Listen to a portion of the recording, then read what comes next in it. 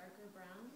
And the Yeah. white version right there, I was just told that it's unsmoked, and so if the white leather there unsmoked gets wet, it turns back into rawhide.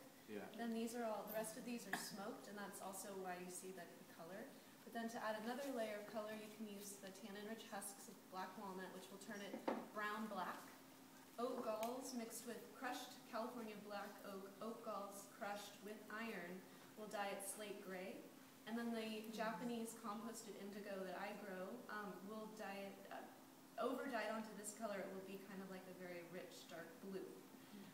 And then there are places on the animal, there's some beautiful hides here where you see the barbed wire where the animal was going under the fence lines.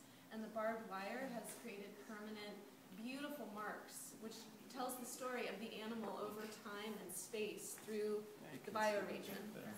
We could do beadwork on these. We could do. And you can do beadwork. Traditionally, moccasins were made with this material, so incredible beadwork. You can see the fern print that was on. There's a fern print on this jacket, and I was told that's your camouflage. Is that right? Yeah, and well, that was my first experiment with doing some camouflage. Yeah, with doing some dye on buckskin, and next time I think I'll do.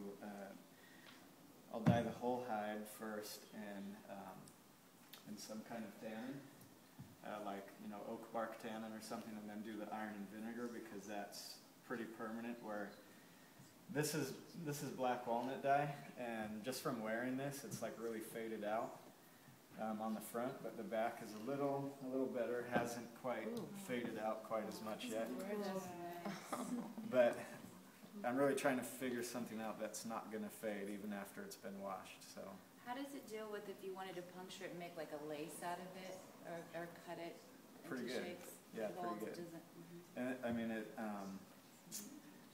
yeah, it's really all about learning to work with it, because if you cut your patterns out, you know, diagonally, they're going to stretch really, you know, after it's been worn, they're going to stretch out really weird. Mm-hmm. So it's all about like learning to. I always try to take the best parts of the hide, which is the middle. You know, that's like even thickness throughout and even stretchiness throughout, whereas once you get to the edges, some edges are really thick and stretchy, some edges are really thin and tight, and so if you use all that together, you know, it can make something really nice, but it can also stretch. Yeah, you can also. So when we buy it, you'll tell us like this happens to this. That way we know how to work with it as pattern. Right, yeah.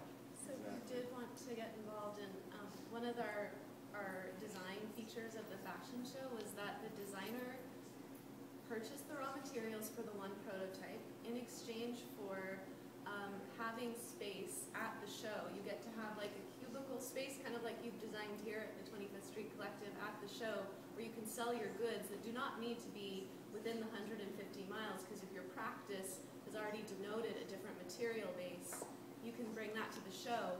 But this is the one piece you make that's aspirational, that's within those geographical confines, and that your purchase, you're engaging a financial relationship with the individual maker.